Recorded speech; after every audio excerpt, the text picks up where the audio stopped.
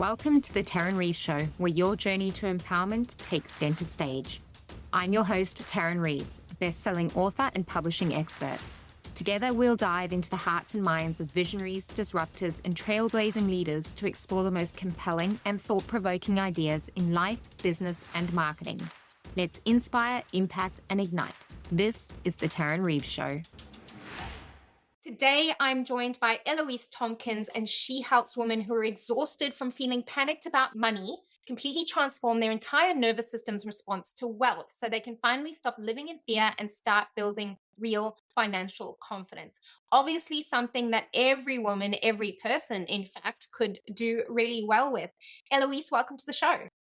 Thank you. I'm so excited to be here. I love talking about money. So, woohoo, bring it I on. love talking about money too. And that's so funny, right? Because money is often still such a taboo topic, which is so weird because pretty much our entire society runs on money, right? And it's such a touchy subject for so many people. It destroys marriages, it Mhm. destroys relationships, it destroys self confidence. And then people walk around going, money is the root of all evil. And I hate it when I hear that because I'm like, actually, you can do so much good with money, and let's redefine that relationship. So why do you think that so many people are stuck on this icky feeling of money? Oh gosh, that's such a good question. And it's so right. And, I think what you were describing is like the money blocks, the different types of money blocks that we can hold around money. The thing is with money, like we see it as a tool. And don't get me wrong, like it absolutely is a tool. And it is also something that we need for survival. And what I mean by survival is we need to be able to pay for the roof that's over our head. If we don't have that roof over our head, we'll be exposed into the elements. If we don't have money, we can't buy food. If we can't buy food, we literally cannot survive. Yeah. We need money to pay our bills. If we can't pay our bills, like the consequences of all of those things come essentially back down to our basic need to survive, those physiological needs that we have as humans to survive. And when that is threatened, when we are scared that we're not going to have enough money, when we don't have enough money, when we have that scarcity mindset, we go into that fight or flight mode. And it's so embedded in us that it happens without us even realizing. So that's why there's so much emotion around money. Yeah. Look, I've spent a long time struggling with emotions around money. And I think a lot of it happens in childhood before we can even speak, I think, and communicate. We're seeing the impact that it's having on our parents and our Mhm. lifestyle. And sometimes there can be those wild fluctuations of feast and famine, and big bills come in, and then you can't do anything for a bit. And as kids, you don't really understand that, do you? Because you go, well, how come we can't go out for ice cream this week? We went out last week. And they just think that money grows on trees, right? And you just have that pressure as an adult and a parent to make it happen. What is your kind of experience being with early childhood money development? Because I know that you're a psychologist and you've got a deep wealth of personal experience in this area as well. Oh, it's so fascinating. And I love the dance between the present and the past Hmm. because as children, the way that we develop is by kind of learning from our environment. And what I mean by that is, like you were saying with your parents, for example, our subconscious is picking up on every single thing that's going on around us, like everything. And it's absorbing messages. But it's not just the messages that we hear. Like, it's not just, can we go out for ice cream? No, we can't. It is about how the tone of voice that our parents used, if they said it in a snappy tone or something like that, then we get a jolt in our nervous system and go, ooh, that was a bit scary. Oh, money must be scary. Asking for things that involve money must be scary. Now, our subconscious isn't doing that consciously, but we're making meaning of all of that. And as kids, that meaning that we have about ourselves is very egocentric, meaning that we interpret everything as through our eyes, like, well, I must have done something wrong by asking, which then starts to get internalized as asking for things is not a good thing to do. Then as adults, running a business, you wonder why it's so difficult to ask clients for payments because your subconscious is running all of these stories in the background about money that it had developed all these years ago that you weren't even consciously aware of. And we all have our own stories. Like you said, I have my own stories around money. And my story around money was work hard, go to university, get a good job, Otherwise, you'll end up homeless. Very Like, so it similar was to mine. I wonder if it's that kind of generation. So interesting. it's interesting, isn't it? And people say that. People are like, "Oh, yeah, I had similar conversations around money." And I think, "What, really?" Mm. That was terrifying to me as a Yeah. child. Like, I don't want to end up homeless. Like, Yeah. And it's so funny how that then plays out in adulthood, right? So, in the first chapter of my book, which is all about how to write, publish, and market a book to generate leads for your business, right? But at the first bit of the book, I talk about the success to life philosophy that I was told growing up, not only by my family, but by society in general. It's you go to school, you get good grades, then you go to university and you study a degree which will make you a decent amount of money and is acceptable to society, not something like arts or something they enjoy or be good at. And then you graduate and you get a good job and you climb the corporate ladder and then you buy a house and then you meet a man and then you get engaged and then you get married and then you have a child and then you have another child and you work 9 to 5 for however many years it is. And then you die, have a small retirement and game over. And I was like, well, that doesn't sound very enjoyable. Like, no, thank you. I didn't read the fine print on that one. Can I talk to management, please? So it is interesting how so many of us, how society, the Western society, obviously I can only talk about, I don't have experience with the Eastern society and how they work with money. What I can say is they appear to be a lot happier than us with a lot less. But it seems to be that this overarching theme that does play out and it does affect your nervous system. Right. And then when you mm, run your business as an entrepreneur, like you said, all of these things come up and a lot of it is subconscious. My question to you is, because I know that you like to play in this arena, is that how do we kind of start to reset those money stories? How do we start to rewire our nervous system, if you like, to have a better, more enjoyable relationship with money? oh, that's such a good question. And I'm going to start with one of the things that I really hate hearing people say, which is feel the fear and do it anyway. Because as a psychologist, that really irks me because the purpose of fear is, again, survival. Fear is designed to bring up the fight flight response, which overrides your rational, logical mind, which means that you are responding in an almost a reactive way to keep yourself safe. And that's kind of the emotion a lot of the time that we're working with: fear, shame, guilt when it comes to money. But often a lot of it is around that money fear. And when we say feel the fear and do it anyway, it's kind of saying stand in front of a lion and say, I'm safe. That's kind of crazy. It's not going to happen. So if we want to build up that resilience in your nervous system and kind of start rewiring those patterns, we need to start seeing money as safe in our body. And the way that we do that is by starting small. And so it's about building up awareness of, okay, well, what are my money blocks? And we kind of have a bit of an idea. I'm not making the money that I want. I'm not charging what I'm worth. I'm stuck a lot of the time. I hear that, like, I know where I want to go. I know what my potential is. I just can't reach it. And there's that emotional, or that's an indicator that there's a subconscious block. So the first step is to actually become aware of what that block is. And you can do that, like, a lot of times journaling can be really powerful for people. Like, what am I getting stuck with here? And allowing yourself that space, because often we're so focused on go, go, go, do in our business. And, you know, I'm so guilty of that myself. Like, we want to work hard, we want to achieve our goals, and we think that by slowing down, it's going to pull us back. But in reality, that slowing down can actually help us develop more of an understanding of ourselves. And then when we have that awareness, like, take it slow. And what I mean by that is don't just push through the fear, but take it in baby steps. So if you want to raise your prices, for example, and you've been undercharging for the past 9 years, and then all of a sudden you go, right, that's it, I'm increasing my prices and I'm going to double them. Your nervous system is probably going to have a hissy fit and be like, no. So it might be, okay, I'm going to raise my prices by $50 and I'm going to see how that feels in my nervous system. I can tolerate that. Okay. And then the next month you might raise it again and again and again until you get to where you want to be, until your nervous system feels safe. Because I think when we rush our nervous system, it just ends up bouncing back into that fight flight state. So we kind of need to do it in a bit of a gradual way. Interesting. I also think that something important to talk about is the scarcity mindset, right? In Australia, for example, the cost of living is just getting stupid.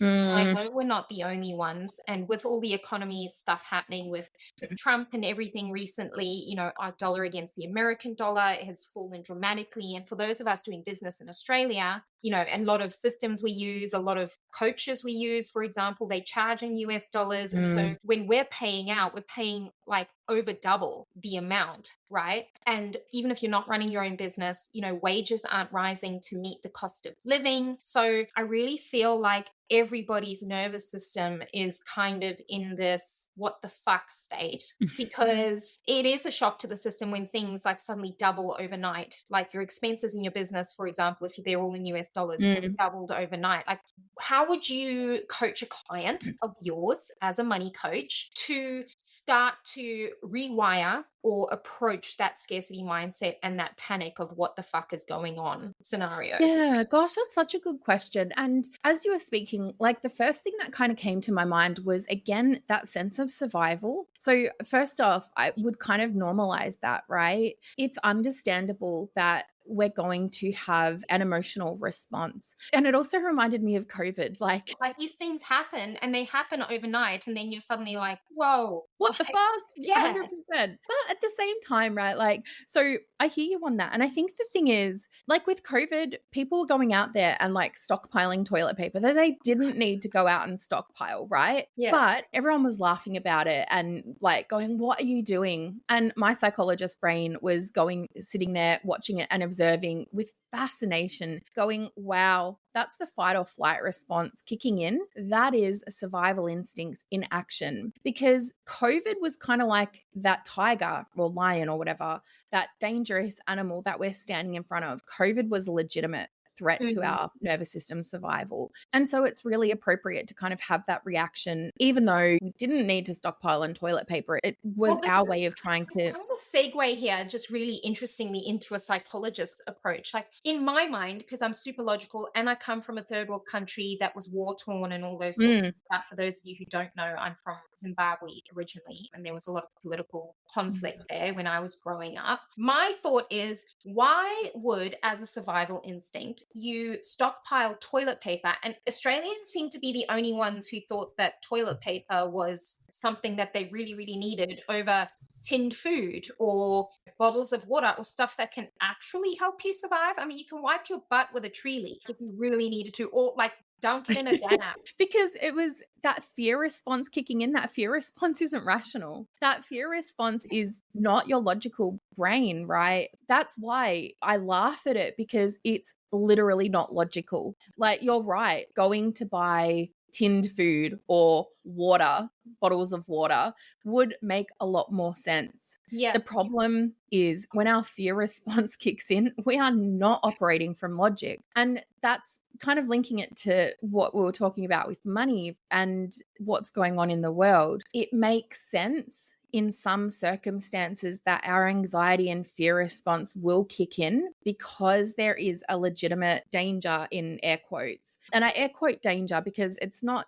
a threat to our immediate survival, but it is kind of putting us in a bit of a spin. And I talk about this with my clients a lot, where there are instances where there's going to be fear and anxiety that are really understandable and the appropriate emotion for the situation. Then there are going to be other times where it's less appropriate and it gets in your way. And part of it is being able to differentiate between the two. And so when something happens overnight that has a significant impact on your business, aka your means of bringing money in and survival, it's understandable that that's going to rattle you. But to the degree to which it rattles you is going to be where the ability to regulate that is, right? Because we're all going through it, every business owner, and well, everyone, not even just business owners, like the cost of living is increasing. We can't deny that. But if you have done the work to kind of be able to release some of that stress and be able to regulate your emotions, to be able to acknowledge and notice the fear, to be able to notice how fear plays out for you, so that when you're out there buying fear-driven toilet paper instead of tinned food, you can kind of check yourself and be like, oh, hang on a minute. Is this actual reality right now, or is something else going on? And we can only do that when we're able to recognize the emotional response that we're having and be able to regulate it. Because if we can't do those two things, then our nervous system, our subconscious, is going to be running the show. And that's where it becomes really unhelpful. So I guess what I'm trying to say is, with my client, going through what's happening in the world at the moment would be, yeah, well, okay, let's just slow things down a little. and let's see where this response is coming from. How much of it is reality is a really strong word, and I don't quite mean it like that, but what's the reality of the situation versus the intensity of your emotional response to that? Is there a way that we can look at helping you regulate some of that emotion, and so that you can then find a way to build a solution to solve that problem? Because when you're in fight flight mode, like I said before, you can't think clearly, you can't make a logical decision. And so you end up making decisions in your business that are reactive, that are fear driven. And so you end up making decisions that might not necessarily be good long term. Like you might go, oh, the economy's messed up, I'm going to reduce my prices so that I have more clients coming in the door so that they can afford me. But then you end up with a calendar that's overflowing and you're still not making ends meet because you're now significantly undercharging. So that would be kind of like a fear-based response where you think you're addressing the problem, but your fear response is kind of just making that problem worse. Whereas if you were to able to regulate and go, oh yeah, gosh, this is really tough. Oh, and now I'm really noticing that I'm scared my clients aren't going to be able to pay. Oh, my initial reaction is to want to reduce my prices. To be able to have that little pause before taking an action to ground yourself and collect a little bit more evidence so that you can actually make a logical decision that's coming from a place of clarity and clear-headedness. Does that make sense? It does make sense. So it seems to me that the first step in any of this is you need to have a self-awareness to even recognize that you're on that emotional runaway train, as an example. And honestly, like walking around life in general, so many people are not self-aware. How do you develop self-awareness? How would you recommend to start to develop self-awareness? Because I honestly, like, I'll go grocery shopping and I'm like, how did you even make it to the age? Like, how are you still alive? Like, sometimes like these intrusive thoughts go through my head, you know, and it's not that person's fault or anything. It's just the way that they're, you know, experiencing life. I totally hear that. I agree. Sometimes I think that too. Sometimes I'm just like, how? I know I'm not the only one. It sounds super bitchy and judgmental, but sometimes I'm like, can we just pause? I get it. I totally get it. Yeah, it's really fascinating. Obviously, they're doing something that works. Yeah, and that's a really great question. Like, how do you develop that self-awareness? Look, some people don't. Yeah. Simple. Some people don't. And some people reach a point where they're like, okay, what I'm doing isn't working anymore. I have tried all of these external things. I've tried the affirmations. I've tried journaling. I've read the self-help books. And that can be actually, like, speaking of those things, they can actually be really powerful ways to kind of get that self-awareness. Self-awareness is a hard thing though, because I think we can have it, but translating that into action can be where it's really tough, because self-awareness alone is not enough to produce change. And like, I see this all the time. And I mean, if self-awareness alone was enough, I would literally be out of a job. Like, change is hard. But how to develop that self-awareness, I think it's one of those things I don't think that you can fully do alone. You can kind of build that awareness through reading books and listening to podcasts. And like, this episode alone in and of itself is going to be a lot of self-awareness for people who might not have even thought about some of these things. So it's being exposed. And it's interesting because when I was younger, like in my teenage years, 14 to 16, I vowed to myself that I was never, ever going to be like my parents. And so I thought, okay, I'm thinking this and I'm just not going to be like my parents. Come to the age of 26 and I was like my parents. I was like, what the fuck? Like, I don't want this. And that was kind of, but I didn't have that self-awareness into why. Like, I was operating on autopilot, but I didn't realize. I had no idea. I just had that thought, I don't want to be like my parents. And I thought that would be enough. And then I kind of started realizing, and I kind of remember what it was that was kind of prompted me to reflect on that. But I think there's usually a pivot point for people where they realize, oh, something doesn't feel so good here. Something needs to change. And that's going to be different for every single person. That's right. For me, it was kind of the end of a relationship breakdown in my late 20s. And we broke up and I was feeling so low and just so shit about myself. And I went to therapy for the well, I've been to therapy before, but I hadn't gelled with any counselors. Went to therapy and gelled with this counselor and ended up spending a lot of time in therapy. And I think for me, that's where I got my self awareness or self insight. And I started to be able to see the world in a different way. Like the thing is, with our subconscious, we operate on autopilot. So like you were saying, you go to the shops, you don't know how you got there because you're operating on that subconscious level. And that helps us in so many ways because we get shit done. And so I'm segueing as well here, but like think about it right now, like think about the fact that you're breathing right now, you're blinking. Your blood is pumping around your body. Your subconscious is doing that. Imagine if you had to think about doing all of those things. That'd require so much effort. You'd be exhausted at the end of the day just trying to keep yourself alive. So it's really helpful that we have all of this stuff going on in the background. But the problem is when we do these behaviors that land us in patterns that end up being like mum and dad, who we despised and never wanted to be, only to find ourselves in that place. And then the next step from that is kind of recognizing it doesn't have to be that way. You actually can change. You can have a different experience in life. And that was, again, something that I didn't realize in myself because I was now like my parents, who I did not want to be like at all, and thought that I was just going to be like that forever. I thought that there was something fundamentally wrong with me. Therapy, a lot of therapy later, and then becoming a psychologist myself, I realized like my eyes started to open up over time that I could see the world a different way. I could see myself a different way. I could have different relationships. I could have a different experience, that pathway of life that you were talking about before. I go to university, I get the good job, I find a man, I get married, I have kids, I buy the dog, I have the house with the white picket fence. And then I wake up at 50 and go, what the fuck have I done with my life? Like I see that so often, in women. And after that relationship ended for me, like I kind of woke up wondering what my next step was. And probably a lot of people listening, I was living my life according to what other people had wanted.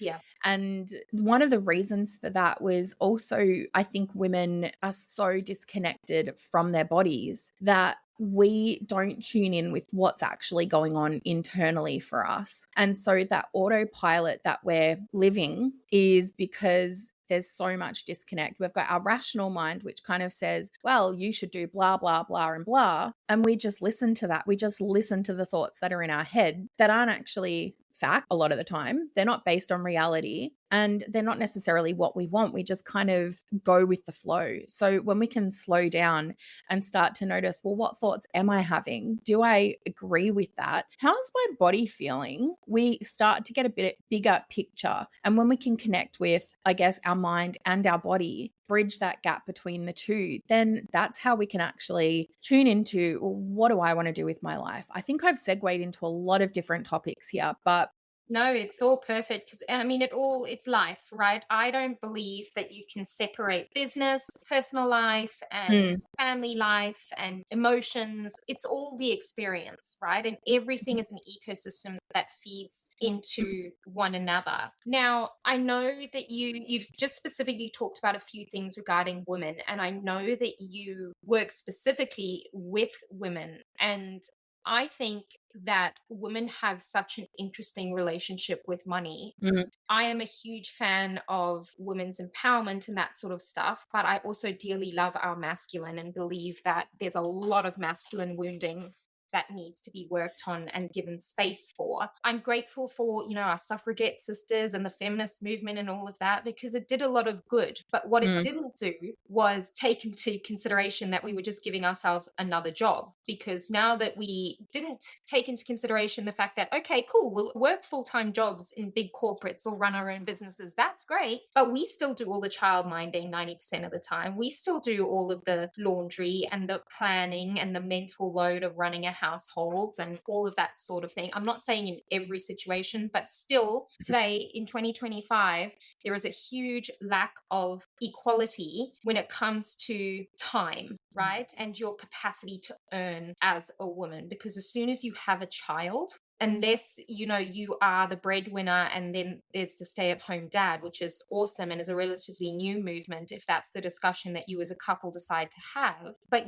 the woman is usually the one who gives up her six-figure career or slows down her business or is shouldering all of these burdens on her own. What are some common subconscious money blocks that you see most often come up with your clients, your female clients? In terms of like motherhood and children? And money blocks, like just in general. Good question. And you're so right. Like, I think a lot of women do have this experience where they have a child and that then shifts to become like being a mother becomes that shift. And I don't know, I have some strong controversial views, I think, because I don't have children. So let me just be clear. I went down that path and decided I will have a dog, and having a dog is like so enough. Look, some days I'm very jealous of your decision.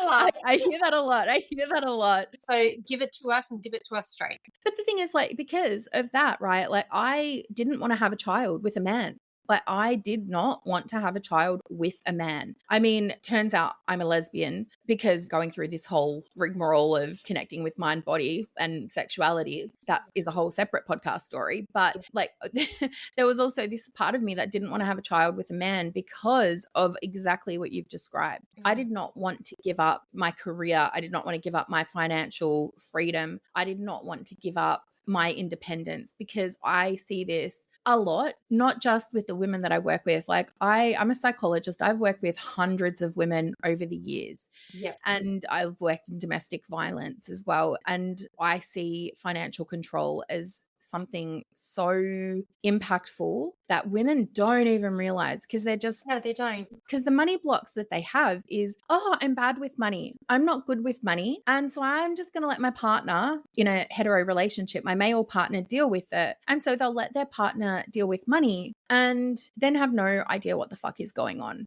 with their money. And I have had a client who has almost been bankrupt because they let their partner deal with their money in their business and their partner had no idea what they were doing. So when we give away our autonomy and our power to, even if it's our partner, because we think, oh, we're in a partnership, I want to have them take the load, we're often doing it from a very gendered space in the sense of, well, I'm not good with money, so I'm going to give it to them. Who says you're not good with money? And that's that example of those thoughts, right? Those thoughts become what we perceive to be our reality, and we don't challenge those thoughts. What if you're not bad with money? What if you just haven't learnt yet? And when we reframe it like that, and it's kind of like if you don't roller skate and you went to a roller skating rink, but you expected to be like this roller skating professional zooming around the rink doing, I don't know, whatever kind of fancy tricks, that's probably an unrealistic expectation to have. So why do we place that same expectation on ourselves with money? We can learn it. We can learn how to do the financial how-tos, which is why I talk about the emotional aspect of money and how it feels in our body and how to kind of shift that, because we can struggle to do the financial tasks. We can delegate them thinking that, oh, well, this makes a lot of sense rationally. But the reason that we're actually delegating is because we feel anxiety. We feel that fear, and anxiety and fear love avoidance. They love that delegation because that means you don't have to deal with it. You not having to deal with it means that you don't have to feel that emotion.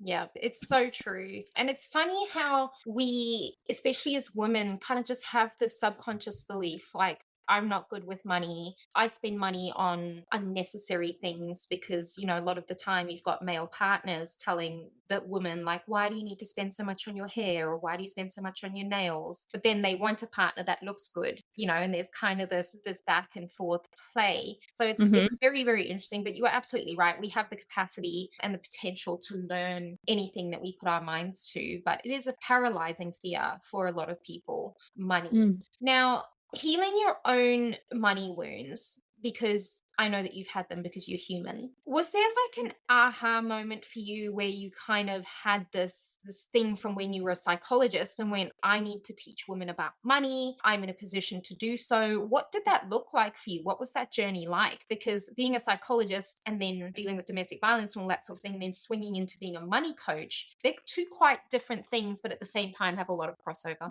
Yeah, it's a really interesting question. And I'm really glad you asked. Like so funny because, well, not really funny, but my aha moment, and it's kind of like what I was sharing before, like about that self-awareness piece, like it's usually this pivotal moment. And for me, that was when my dad, I remember he called me one day at like 8 a.m. and we'd had a fight the day before. And I answered the phone kind of like, why are you calling me? Almost didn't answer the phone. and he was slurring and speaking like gibberish. And I was like, the fuck is going on? Mhm. Quickly realized there was something seriously wrong with him. I called an ambulance, and turns out he had had a stroke. And Yeah. so he spent like a month in rehab and had kind of lost a little bit of his ability to speak like coherently. He could still live independently, could still speak and stuff, but just a little difficulties getting the words that he wanted out. After he recovered, I remember he came over to my house, and our conversations were often around money, like, oh, you'll never be able to afford to buy a house without a man, and you'll never be able to live the life that you want. Oh, you're going on another holiday. Oh, how ridiculous. I'll give you money to have a deposit to buy a house, and then he'd take it away. So our conversations were a lot around money. Yeah. And if they weren't around money, they'd be around my dog, because that was one topic that we could just kind of, This is a safe zone. it was a safe topic. And he came around to my house one day, and I was like, okay, that's fine. We'll just talk about the dog. No, we got into a money conversation, and I had had enough. And I was just like, I don't want to have this conversation with you. And I remember he was sitting on my couch, and he turned around and he looked at me and he yelled at me, and he's like, you will be nothing without me. And I was like, oh my God. Like, it was in that moment, it's like a light bulb went off in my mind. And I'm like, you've never believed in me. You have never believed in my capabilities. You have always put me down a peg, and I had enough. So I essentially kicked him out of my house. Yep. And he was angry at me for doing that. Mhm. But it was in that moment I was like, oh my God, I have been seeking my dad's approval that I'm never going to get. Nothing I do is ever going to be good enough for you. Yeah. And it was just, I don't know, something clicked in that moment. And so how did that then translate to money coaching? Well, I realized that I had so many of, like you said, my own money blocks. I was impulsively spending because I thought I was relying on my dad to bail me out. And so I wasn't doing things like saving the amount of money I needed for a house deposit. I'd save a little bit and then I'd go on a holiday. And I realized if I want the financial future that I want, that I never thought was possible, having a house with a pool, having a nice car, being able to go on a holiday and fly business class, if I wanted those things that I did want, then Eloise, needed to do something differently, because I had subconsciously been waiting for my dad to bail me out. I didn't realize that I had been doing that. And so from that moment, I started doing a lot of work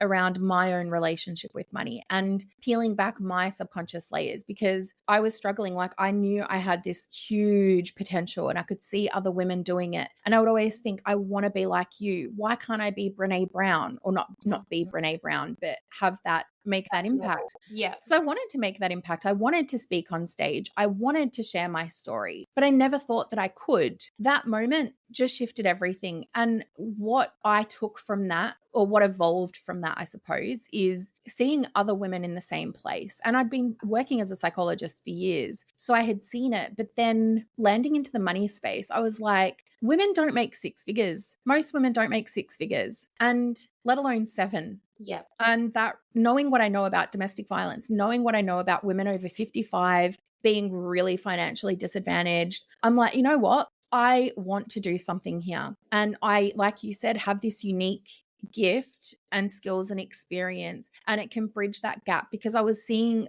within myself, the thing that was holding me back was this subconscious gunk, that I didn't need anymore. It served me in my childhood, but it wasn't serving me now as an adult, but I was still holding on to it. So when I let that go, like, I thrived, and I never thought it was possible for me. And when I realized it was possible for me, I like actually felt it in my body, not just kind of said, it's possible for me, but actually felt it. Everything There's a huge changed. difference there. Yeah. 100%. And that's where, like, I wanted to help make an impact with more women, to help them recognize, like, and to show them, like, if I can do it, somebody who doesn't come from a wealthy family, somebody who does come from a home where there was a lot of dysfunction, it wasn't a safe home growing up, it was very volatile. If I can do this, so can you. You just need to be prepared to take that first step, and you have that potential already in you. We just need to take off a few of those layers that don't serve you anymore. Beautiful. What a story. I love that. Thank you for sharing. So now we got super serious. Let's have some fun. Ooh, I like fun. I like fun too. I love your glasses, by the way. If for those of you who are listening to the audio version, Eloise is sporting some neon pink glasses, which I'm quite jealous of. I think I could wear. But I want to know, what's the worst financial advice you've ever received? Oh, the worst. Gosh, that's a really interesting question. Okay, so it comes from my dad. I'm not surprised with that response. Yes. And it's basically don't trust banks. Yeah. I actually used to date somebody who literally would not put his money in the bank. He would hide it under the mattress. Oh my God, my dad did the exact same thing. It's a conspiracy. And I'm like, oh gosh, I just can't even. Yeah, that was my dad. That was my dad. Don't trust banks. Don't trust banks. And look, I get where he's coming from, like what do you do, right? Bank is a business, you're running a business, life is a business. Like, it's just the way things are. You got to play the system, right? Like you got to play the system. And that's why I don't get like money is the root of all evil. Okay, sure. So what? You're going to be poor and have no money so that you can do what? Judge other people for having money and then criticize them because they're not spending it in how you think is appropriate. Yeah. That's exactly it. You've got such a good point there. All right. If money was a person and you could have a conversation with it, what would you say? Oh, if money was a person and I could have a conversation with it. When money went out for a cocktail, what would you guys be chatting about? What would you say? I reckon we'd just be flirting. Like we'd be having like flirty banter back and forth. I love it. Like, and money would be a woman, of course. Like, well, in your case, absolutely. And that's no, I think in everyone's cases, it needs to be a woman, regardless. I'm not dating them, not dating them. Money as like a Jessica Rabbit type, Ooh, I can see that. Yeah, I love that. Yeah. Like it's kind of seductive and you have a little bit of fun with it, like money is paying for everything on our date and they're smooth and they're charming and like the conversation is easy and And you're making me want to date money. Like I think, I'm going to go date money. All right. What's one small daily habit that helps build financial confidence? For me, it is about stepping into my inner millionaire self. And so what I mean by that is I try and step into that version of myself when I make a financial decision or any decision around my business in particular around, okay, so what would the version of me who has achieved my goals, who does have the house with the pool, who does have the nice car, who is flying business class, doing all of these things, what would she do? How would she respond? She would respond from a place of regulated emotions. She would respond from a place of rationality. She would pause and give herself the space to think through, not overthink so that it's 6 months later before I make a decision, but to give myself a little bit of that space is something that I try and step into. Yeah, I like that. And you and I actually met in a Millionaires Facebook group. So I love that kind of energy that's being brought to the table. All right. Last rapid fire question. What's the one thing you wish every woman knew about money? That they are capable of making it. They are capable. Even if you think you're not right now, you are. You are absolutely capable. And all you need to do is just remove a few of those subconscious layers that make you think you're not capable, because I guarantee you are. Yeah, I love that. So you are absolutely capable of making money. You are absolutely capable of learning how to use money to live the lifestyle, create the lifestyle that you want to live, whatever success looks like for you. And you can heal all of those icky feelings and relationships you have about money. And we should all date the money version of Jessica Rabbit, is what I got from this conversation. Yes. I have had so much. That is my new crush. That is now my new crush. I feel like I'm going to print out a little version of that and like stick it on my wall and be like flirty with it all day next to my desk. Oh, I love that. I love that. Put a little like money note on it as well, like have a little that says money and just be like, hey. I love that. Make it a bit playful and fun. I love it. Fun. What the hell's the point? Like life is stressful most of the time. We've got to have fun. Otherwise we're just going to cry about it and then we're not going to get anywhere. Oh, absolutely. I've had so much fun chatting to you, but before we go, I have a tradition on this podcast called the book drop, and we want to know what book has impacted you either professionally or personally. Tell us about it.